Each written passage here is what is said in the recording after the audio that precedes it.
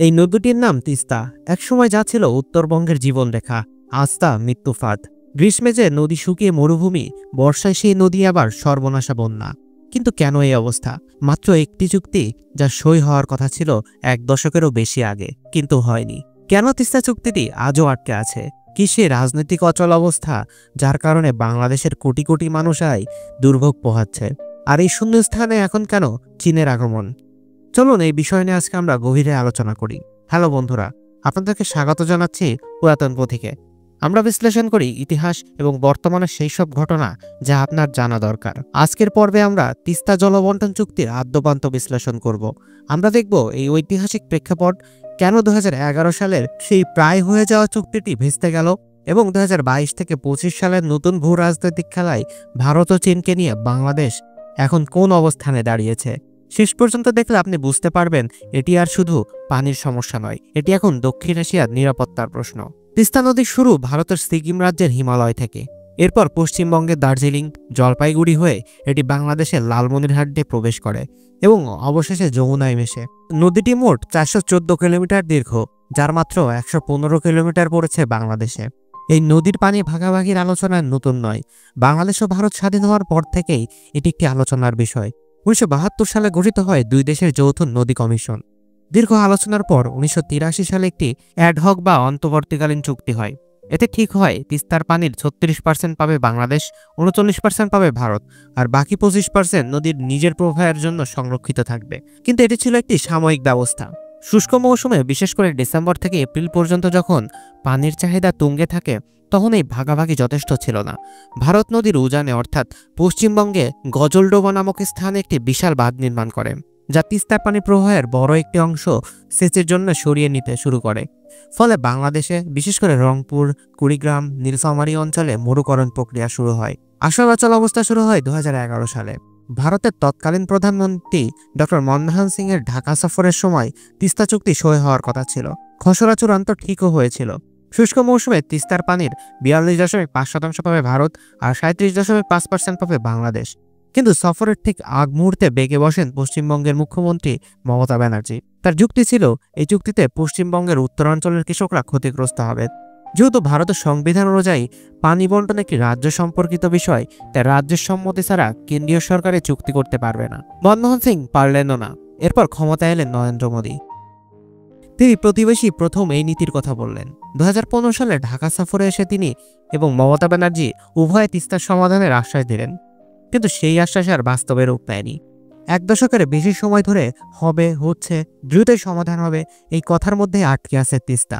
ভারত যখন বারবার এই চুক্তিটি ঝুলিয়ে রাখছে, ঠিক তখন দৃশ্যপটে একটি নতুন খেলোয়াড় প্রবেশ করে। সে খেলোয়াড়ের নাম চীন। বাংলাদেশ সরকার ভারতের উপর নির্ভরতা কমাতে একটি মেগা প্রকল্পের পরিকল্পনা করে, যার নাম তিস্তা নদী সম্মিলিত ব্যবস্থাপনা ও পুনরুদ্ধার প্রকল্প। প্রায় $1 বিলিয়ন বা বর্তমান হিসাবে প্রায় 12,000 কোটি টাকা এই প্রকল্পে চীন অর্থায়নে আগ্রহ দেখায়।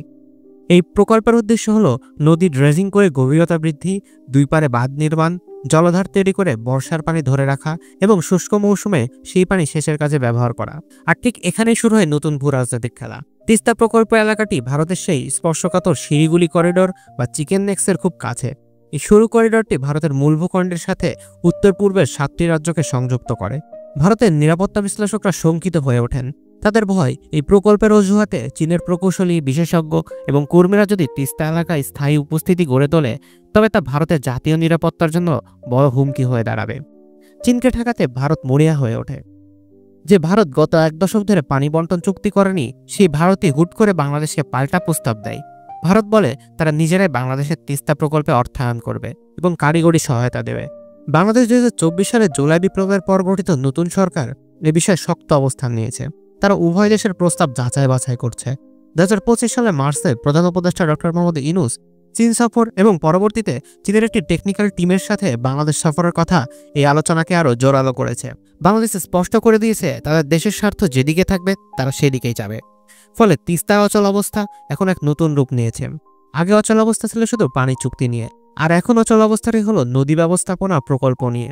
তিস্তা এখন আর শুধু একটি নদী নয়, এটি একটি ভূ রাজনৈতিক দাবার ঘুঁটি।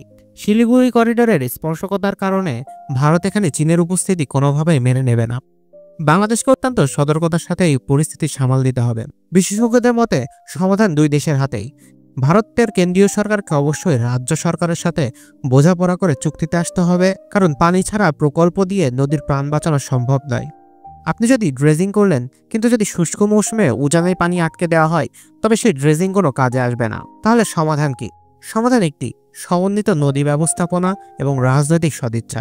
সবার আগে 2011 সালে খসড়া অনুযায়ী বা নতুন সমঝোতার মাধ্যমে পানি বন্টন চুক্তি সই করতে হবে। এটি মূল ভিত্তি। যৌথ ব্যবস্থাপনা শুধু পানি ভাগ করলেই হবে না, ভারত, বাংলাদেশ এবং এমনকি নেপাল ও ভুটানের সাথে নিয়ে একটি সমন্বিত বেসিন ভিত্তিক নদী ব্যবস্থাপনা গড়ে তুলতে হবে। বর্ষার পানি সংরক্ষণ এবং শুষ্ক মৌসুমে তা ব্যবহারের জন্য যৌথ জলাধার নির্মাণ করতে হবে। ভূ রাজনীতি ঊর্ধ্বে মানবিকতা। শিলিগুড়ি করিডোরের নিরাপত্তা ভারতের জন্য যেমন গুরুত্বপূর্ণ, তেমনি তিস্তার পানি বাংলাদেশের কোটি মানুষের বেঁচে থাকার জন্য গুরুত্বপূর্ণ। নিরাপত্তাকে মানবিকতার ঊর্ধ্বে স্থান দিলে তার ফল দীর্ঘমেয়াদে ভালো হয় না। তিস্তা মহাপরিকল্পনা তা চীনের অর্থায়নেই হোক বা ভারতের, তা বাংলাদেশের জন্য জরুরি, কিন্তু তার চেয়ে বেশি জরুরি হলো নদীতে পানির ন্যায্য হিস্সা। তিস্তা আজ একটি প্রতীক্ষার নাম। এই নদীটি বাংলাদেশ ও ভারতের বন্ধুত্বের পরীক্ষাও বটে। দেখার বিষয়, ভূ রাজনীতির জটিল খেলায় শেষ পর্যন্ত নদীর জল জয়ী হয় নাকি জয়ী হয় শুকনো বালিচর।